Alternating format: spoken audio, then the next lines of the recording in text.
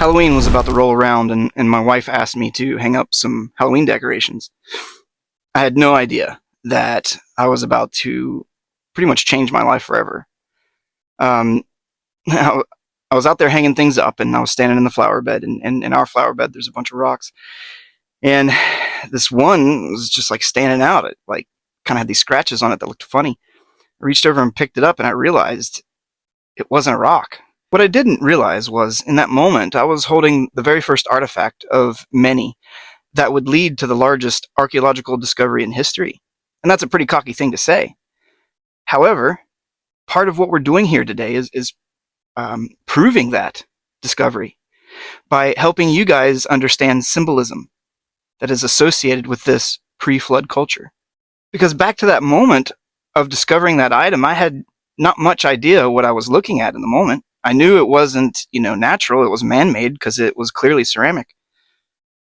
But as I began to unfold this mystery and tracking down where a lot of this evidence was coming from, I still didn't understand completely what I was looking at. I knew it was not natural, we'll say. At the time, I would say man-made. But I knew it wasn't natural. I knew what I was seeing was nearly impossible based off on the history we were teaching. But I didn't quite always know what I was looking at. Every once in a while I would see something that was pretty clear and obvious. But it was only until later that, years into it and traveling across the world and verifying this world culture, that I truly understood their symbolism. And once I understood the symbolism, it unlocked a whole new world for me. You see, I was one of those individuals that, was interested in history and definitely interested in alternative history. As we got deep into the 2020s, it seemed, like a lot of things weren't accurate. So I started to reanalyze a lot of the stuff that I'd been taught. And I became to learn about this possibility of things like Atlantis was more than just a joke, more than just a story from people like Bright Insight. And as I analyzed that information, I was able to accept different things. And I started to get really interested in the cataclysm because there's so much evidence that was being presented from Randall Carlson and that other English guy, whatever his name is. Sorry, guy, I forgot your name. They did a couple Joe Rogan episodes early on that were just very mind-blowing for everybody. And I was very interested in what the culture looked like before this cataclysm, because there's no proof of it, and I looked to writings and different things to try to unpack what it might, I don't know, seem like, what at least we could imagine it looked like, and nobody had anything. There was virtually no content based around the culture that existed before the flood and, what it literally looked like. Well, I think I know, and maybe we'll discuss what it looks like in a minute, but first, I want to tell you about what I found. The largest contributor to my work, I would say, would have to be Timothy Alberino. He did a series early in his YouTube channel discussing the land of the feathered serpent. And in it, he essentially suggests that America doesn't get its name from the discovery of America, but rather the natives and what they called the land when the discoverers arrived, when the colonists arrived to the New World. They all referred to this land as, what was it, Amaruca or something to that effect. And he also laid out how all the feathered serpent stories, or the knowledge bringers to the Americas and the deities that they worshipped, like Quetzalcoatl and I don't know how to say it. I forgot his name. Let's just say Quetzalcoatl and the boys. So all these feathered serpent stories from these different American cultures, they all had pretty much the same thing going on. They had the same elements to the story. And it really looked like it was either the same individuals or individuals from the same culture. They all said that their homeland was destroyed by a great flood. They all had advanced technologies. They all could appear as the form of a man, but also, a serpent. And they were all made to worship in a very specific way, in a way that when, the colonists arrived, they were appalled by what they were seeing because it was so savage. That was the belief system put in place by those who created this culture. Whether or not I'm pronouncing it right, what the natives called America essentially meant to them was land of the feathered serpent, or land of the plumed serpent. And that becomes very important. Even though he wasn't the sole contributing factor, he definitely was the greatest. So a big thanks to Timothy. Go support that guy. Dude's the modern day Indiana Jones. He's doing, good work. I don't know, just props to that guy for sure. But then there's everybody's favorite one. Plato's Critias, right? That's all been discussed. And Madame Blavatsky had commented, stating certain things about this culture. Now, when we look at the Plato stuff, there's a lot more going on than just talking about a couple rings in the desert. Like when everybody talks about Solon and Plato and they talk about the Rishat structure and all this, there is a lot more there. In fact, it talks about what seems to be like fiery cataclysmic stuff. Talks about, it almost seems like multiple cataclysms. And it talks about individuals that refer to themselves as gods, and everybody glazes over that, like none of the alternative mainstream, I guess there is now an alternative mainstream history people, nobody talks about it. Nobody talks about gods. Nobody talks about anything other than human. And that's assuming that it's just because, they're afraid they're going to not be accepted or taken seriously. I mean, which I understand because a lot of people don't take me seriously, which is cool. But ultimately, it's like that stuff paints a small picture if you want to take it seriously. And with the Madame Blavatsky thing, she's a famous medium from, I don't know, the turn of the century. I'm not really sure, but she commented that essentially the Buddhist and Chinese cultures are the only surviving examples or remnants of that ancient pre-cataclysmic culture. And everything that I have found seems to be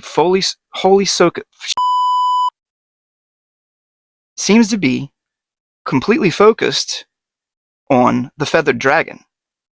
So at this point, the only external information that I've got is the Plato stuff, which is potentially gods, cataclysms, advanced culture, and it also states that they made temples and sacrifices, and they covered the world, right? So if we're to take any of Plato's stuff seriously by any of these other mainstream creators, they must also contend with the fact that there's gods and they encircled the world with their culture. Nobody ever does. But we've got the evidence.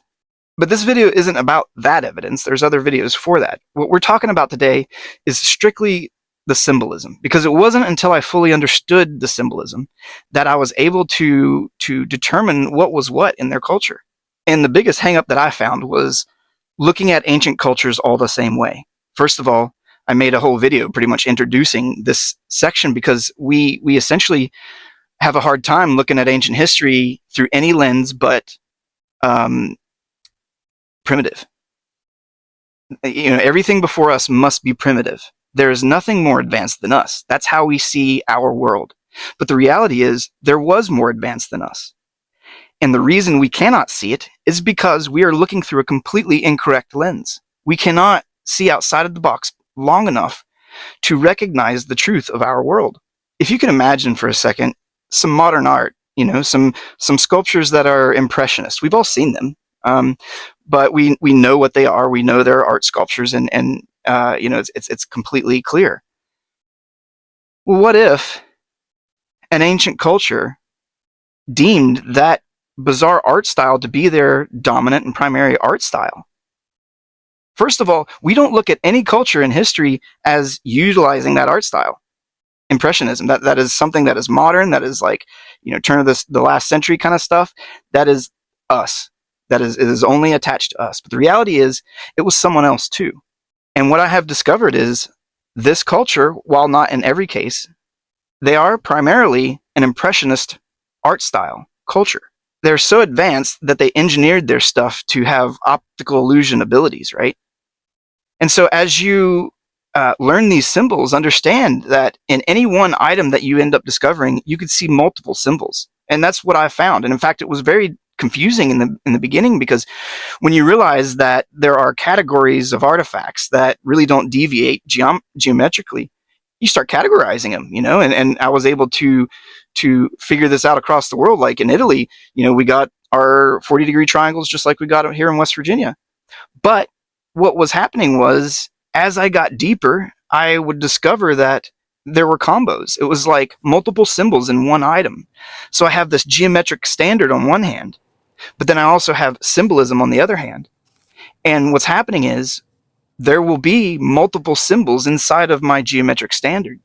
And I began to categorize a geometric standard, like a shape, we'll say. It's like, okay, that's a fish or whatever. But then I would find something else and it totally wasn't a fish, but it was the same shape. And I discovered that they were using very specific shapes for multiple depictions. And so today we're going to kind of discuss some of those depictions. First being the feathered dragon or the feathered serpent. That was kind of the first thing I really realized, besides everything's a damn snake. Because ultimately, the majority of things that you find that are kind of intact or, usually look like something, it's some kind of serpent representation. That's usually like the primary dominant symbol in each item. And they're everywhere. Everybody that's listening to this has handled one of these. They are so abundant. And why are they so abundant?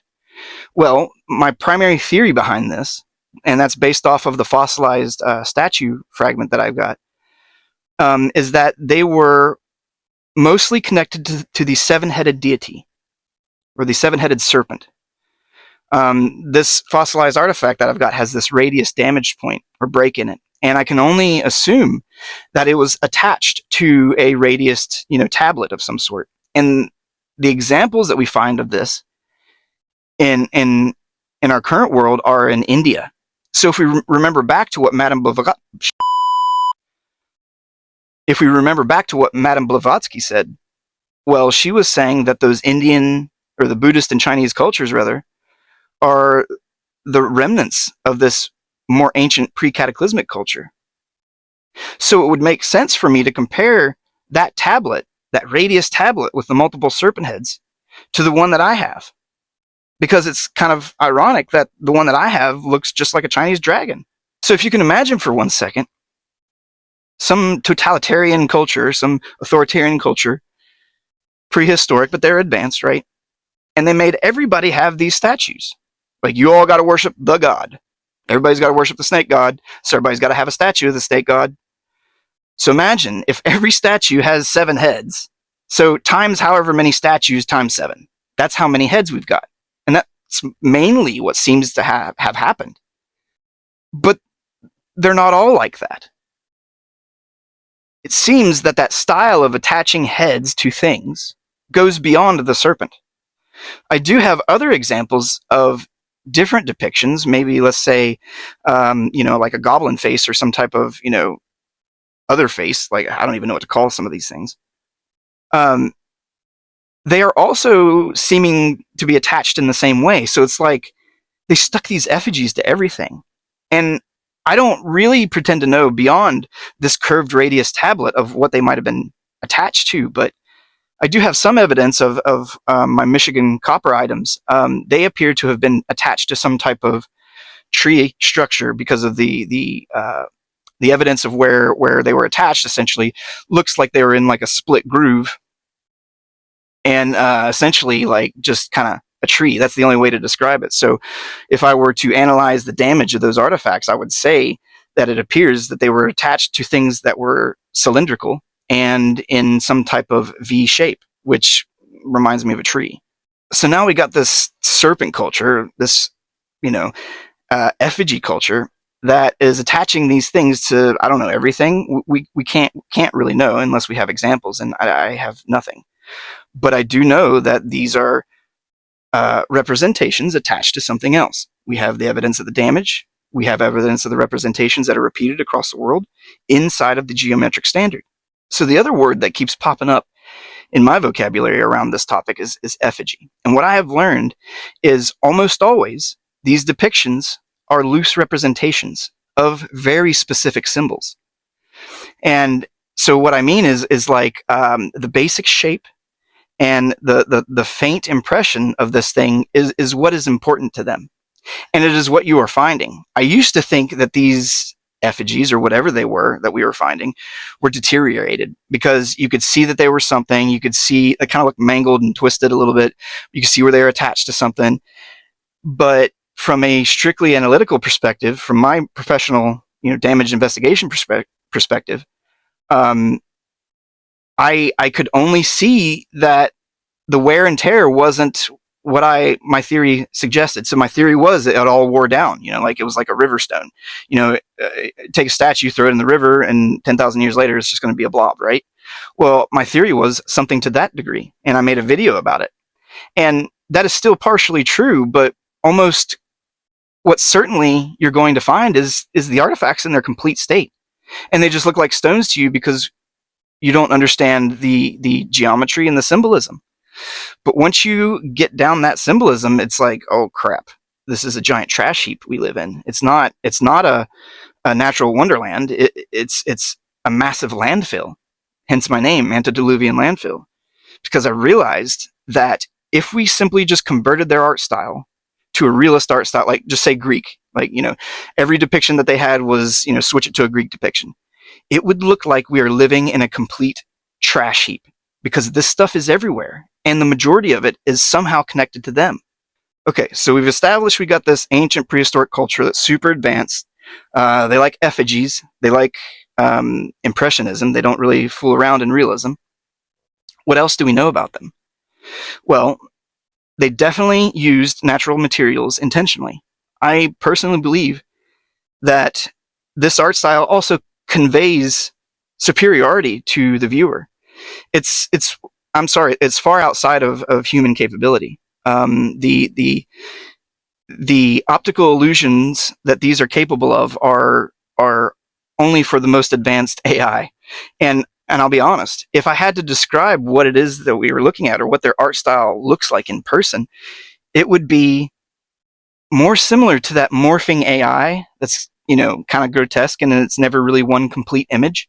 That's what this is. It's like the real version of, I don't know, AI. It's kind of freaky, and it makes me wonder if AI doesn't have something to do with this. But that's for another video. And besides the AI description, if I had to give anybody an idea of what their art felt like, it's more like a tool video than anything else. And that's what's kind of freaky.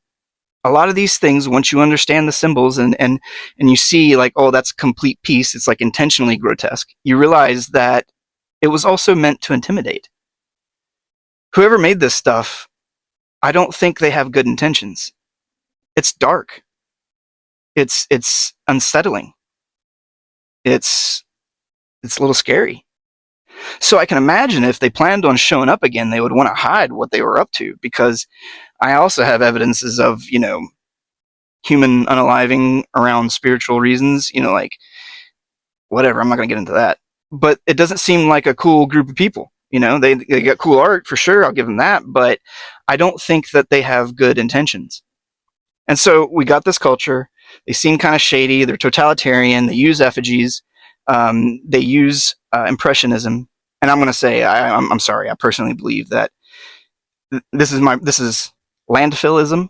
This is nothing based on anything besides assumptions. So, like, quick note, the majority of stuff that I say, majority of stuff that I will put out there is only because I have some type of physical evidence to that. When I was an NCO in the military, my airmen loved me because they knew that if I was telling them, it was because I either did it or had a direct experience related to it. And if I didn't, I would come out and tell them that I think, I assume, or it's possible that, right? So any words that came out of my mouth for mentorship for them, they knew was legit. And of course, you can't get that from me from a video, but that's how I operate this. If it is an assumption, if it is speculation, I'm just going to call it landfillism. I had a history teacher, his name was Desmond. Anytime he would put in his own thoughts, he would call it Desmondism. And I respected that because he was dividing the line between curriculum and his own opinions. And that's what I want to do. Landfillism. So it is my landfillism that somehow whoever was in charge of creating this art also knew what was coming. They had to have known that one day they would have to hide themselves. And the art style chosen was one that could be hidden in plain sight. And it is. But once you realize it, like, yeah, it's everywhere. So anyways, back to it. These things might have known, had foreknowledge. If you believe in the fallen angel thing, well then, that checks out, right? But so these effigies, right? We've got feathered dragon. That was the first real, like, solid, okay, I got something. They're all snakes. My kid figured that out. But there's more than that. There's more going on. The second big thing that I kept seeing and realizing was two serpents biting each other. It's kind of like one of these things, and it became a prevalent thing. It was very, very abundant, but not as abundant as some type of general serpent biting some type of star or cluster of stars. You see, because also in that fossilized item was a clear star. It was a really sharp hexagram that had broken off. And I almost immediately found a tablet later that had a snake biting another hexagram. So it's clear that snakes eating stars or serpents eating stars means something. I have found other examples that are pentagrams. So it's not always a hexagram. It's just a star. And sometimes it's a hard star, or sometimes it's like a cloud. It looks like a cloud, and you might see some faint little stars in there. I don't know what this means. I still have to go deep. I'm pretty sure the hexagram with this culture has to do with Saturn, but I don't know. That would be landfillism, But we've got hexagrams, we've got pentagrams, and we got these serpents biting them for some reason. But if I keep referring to my feathered dragon, the Chinese-looking one, that's not going to do anybody any favors, because the majority of these things look more like ghosts from Mario Brothers or like angry chickens or something. Some of them I actually do think are chickens, and I'm not sure, because it's like they make some of their feathered dragons kind of look like chickens. Don't ask me why. But there's, I haven't nailed that out completely, but it's either just straight up a feathered dragon that kind of looks like a chicken, or they're going in between, because like I said, they use different shapes to designate different symbols. It's not, one-to-one essentially, but they definitely have like this little, like, wing feature. And many of you, in fact, I made a video a while ago just talking about that in general, and it was almost immediately after I posted, some dude said, he was like, I walked outside to smoke a cig and this was sitting right there, and it was like damn near exactly what I was talking about. It was kind of funny. But ultimately, like, these effigies, these 20-degree uninterrupted shapes, almost all seem to be this feathered dragon, or like, ghost dragon or chicken dragon. Like, it's one of them, right? We haven't hammered this out completely, but that's close enough. How about that? We also have faces in rocks, and the most popular one happens to be the old man on the rock in Vermont. In fact, that was not a natural feature. That was an intended feature. You know how there's all these channels that have these, rocks that look like these loose, kind of messed up faces, and everybody talks, well, oh, it's like a paleo thing. No, it's this culture. They just had a twisted art style, and their representation of faces was always twisted. It was intentionally twisted. It was meant to instill some kind of, uneasiness. The stuff isn't positive, because there's definitely like goblin faces, like Lord of the Rings kind of stuff. What do you say to that? But it's definitely everywhere. A lot of people have them, and a lot of people send them to me. So we've got feathered dragon, goblin faces, angry chickens. We got pigs. That's another thing. When we talk about pop culture, I am seeing so much stuff related to pop culture that it makes me uncomfortable. It makes me think that, I don't know, what are we being force-fed?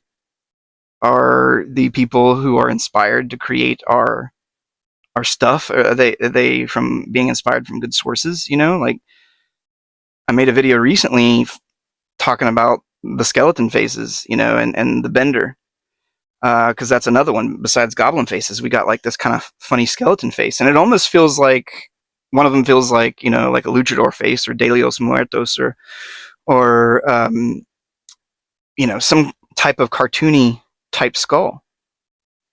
I've also seen Ninja Turtles, which I feel a little silly saying that, but yeah, like, is it possible that these things were shown to us in this way for a different reason, to make us accustomed to the general images? They were made friendly to us, but when we see them in real life, are they going to not be so friendly, but we'll trust them because it feels familiar? I don't really know what to say to that. But there's definitely seemingly modern cartoonish images in this culture's art. So if you see something that looks like a modern cartoon image in a stone, you are not crazy. There are duplicates. You can find more than what you're seeing. I've already got 3 skulls of my, I mean, they're not exactly the same, but you know what I mean? Like, this stuff is everywhere, and you are not crazy. And the wild thing is, this effigy thing that they've been doing with their art, this symbolism thing, also goes into their structures.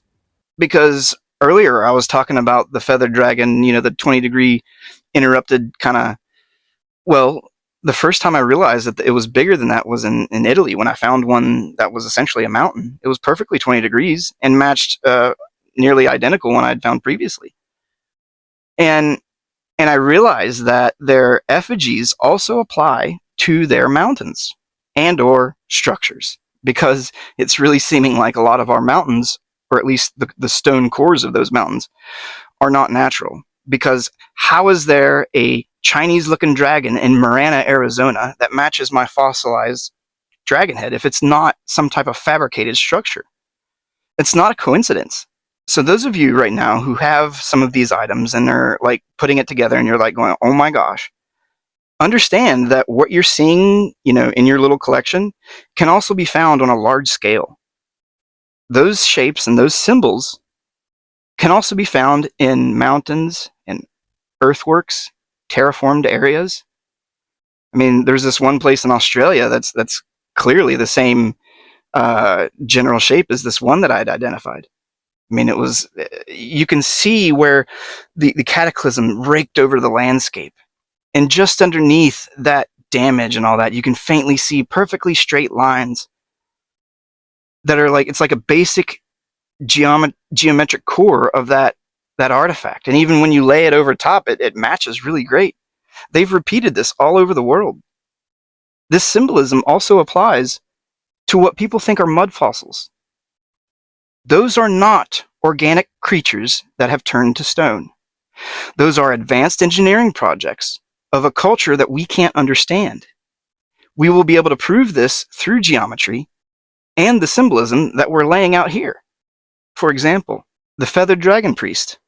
I didn't realize what some of my stuff was until alien carvings hit the scene. And then when I realized that what he was showing me was essentially like the real version of some of my impressions and some of my effigies. The dragon priest sucking on the pine cone, or whatever, that hitting his bong, I guess, is something special. It means something to them. And it was repeated over and over again.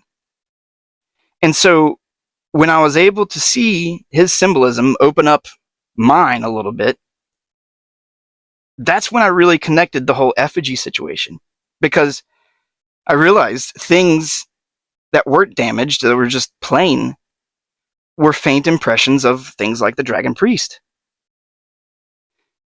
And so now we have these basic shapes of, like 60-degree triangles. Some of them have this like lip and whatever, and I'm realizing, okay, well, that represents this, that represents the dragon priest, and then I find a continent that looks the same, you start looking at the continents and they start falling into these shapes. I was talking about the goblin thing. Well, when you flip the world upside down, which is how the ancients might have seen it if there was a pole shift, Russia, that overall landmass, looks like a goblin. North America looks like this kind of dog thing that I identified that's in that giant block effigy. Australia happens to be one of those angry chickens, I guess. And when you zoom in, there looks like there's an angry chicken in the dirt. I don't know, man. Like, look, it's there. You can see it. It's kind of angry chicken. And so this cultural thing that I talked about briefly, pigs, angry birds, like, is that a coincidence? Is the most popular game in the last 10 years or 20 years or whatever it was, like, were those characters chosen for a reason? Because I definitely have what seem to be angry pigs, and I definitely have what kind of look like angry birds. But either way, these effigies that are in stone are also in mountains, and they're also in continents and terraformed areas. The proof's everywhere. So we've got a bunch of effigies of snakes, pretty much, or the feathered dragon. And it seems like they also simultaneously represent things like the feathered dragon priest. And it kind of leads to the majority of what this is going to be. When you find these shapes, I urge you to first imagine a snake with his mouth open at varying degrees. Because the majority of what is being depicted is the head of a serpent with its mouth open. I mean, that's virtually it.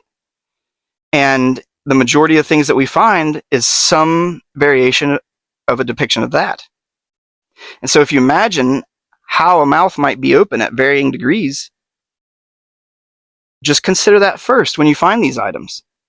But the majority is going to be a stone impression of a snake or a serpent with his mouth open to some degree, most likely having something at the edge of its mouth, like a star or a cluster of stars or like a cloud. Like, I don't know, 70% of stuff is going to be that. Like, so much of it is just that in various ways that it's kind of surprising. I mean, clearly that dragon meant something to these people. And I should add that the dragon priest is usually kneeling in some fashion. Other items that have been brought to my attention from the alien carving situation are the Mesopotamian bull. You might think this is hilarious, but I always thought that this one particular shape, I guess this was before I realized that they could be multiple things, because I ended up finding the shape was used for multiple different depictions. But one of them was so similar to the bull that he posted on Instagram that I went back and looked at my item, and I realized there was damage where the legs should have been, and it had an ear in the same location that his had. This culture is reproducing their stuff in such a way that you will find identicals in some form. And for example, just today, I was looking at some stuff I ordered from eBay from China. It's Hongshan culture. I'm suspicious that the Hongshan culture is also part of this situation. Because if the world were forced into one belief system, there's still going to be multiple cultures. There's still going to be multiple races, and they're all going to interpret that information slightly different. And so as I look at Hongshan, I realize there's, two dragons biting each other. We've got things that appear like, the dragon priest sucking on his pine cone. I have other examples that are geometrically the same. It's just another culture's depiction of the same crap that they were forced to believe in. It's amazing. And what's even more amazing is you can buy Hongshan stuff for pennies. They're selling it for less than the material cost for them to make it. It's not faked. There's so much of this stuff that it is widely abundant because this culture encompassed the whole entire world. It was a world culture, and the symbolism can be found all over the world. Just like the snake eating the egg, I almost forgot. That can be found in Saudi Arabia. We all know this thing, right? Well, guess what? It's a giant snake eating an egg. That's why it fits over top of it geometrically perfect, because it is that depiction. You will find snakes eating eggs all over the continents. Every continent has snakes eating eggs, swastikas, and hexagrams, pretty much. And that's another one. The S word, swastika. I don't have complete exact examples. However, you will find rectangular items in the streams with a break at one end, and they all are very similar. It is my belief that the swastika did belong to this ancient culture, and it derived from that ancient culture. The swastika was not only a representation of the sun, but also a dragon. This culture did worship the sun also, not as much as the dragon. However, the sun is there. It is present. We have found it in Rome. But ultimately, you get these rectangles, or they're slightly oval and there'll be a break at one end. That's what they were. That's what I believe. Let's say that's landfillism to some degree. The evidence supports it, though, widely. Especially that it's one of the oldest symbols on the planet. But I think the one symbol that blew my mind the most, and will at least end with for now, is the shield. I realized when I found the photo that matched the carving on the megalith, and the thing that connected the two was the clear shield shape on the forehead. I realized later on that almost certainly the first enforcers of those gods, or whatever they were, these leaders, because I believe that's what this is depicting, whatever was worshipped at the time. They have a shield on their forehead, and so the first representatives, the first enforcers of those laws would have a shield on their forehead, just like a cop. What if that's where that symbol comes from? It's the OG enforcer. That's wild. That blew my mind. When I realized that, I was just like, man, this is so much deeper. And the symbolism that is amongst us today is so much older than we can ever understand.